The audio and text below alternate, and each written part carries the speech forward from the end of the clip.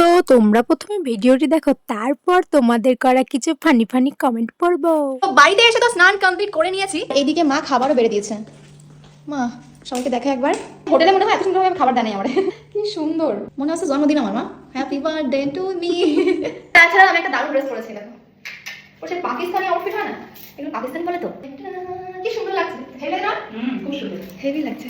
Link comment বক্সে। প্রথমেই তো ডালটা ঢেলে নিয়েছি, আর ডালটা এত টেস্টি হয়েছে ভাই। ভেজ ডাল, সাথে হচ্ছে কুমড়ো ফুলের পকোড়া। আমি জানি অনেকেই বলবে গ্রামের খাবার নাটক করছে, কিন্তু ভাই একবার কুমড়ো ফুলের বড়া আর ভেজ ডাল দিয়ে সব পানির ওর কাছে পাত্তাই পাবে না। অবশ্য মা পানিরও খুব ভালো রান্না করে, প্লাস মিষ্টি মুখ করার জন্য এবার মিষ্টিও দেশে রে। মেয়ে হানিমুন করে বাড়ি এসেছে, মা তো ভালো ভালো রান্না করবেই, তাই না? तू समझा? हाँ नहीं तू समझा नहीं। পনির না না, পনির স্মার্ট না না, ওভার স্মার্ট। कौन है ये लोग? कहां से आते हैं? টাকার মেশিনকে ভালো করে না খাওয়ালে মেশিন চলবে কিভাবে বলো তো? বলেন কি?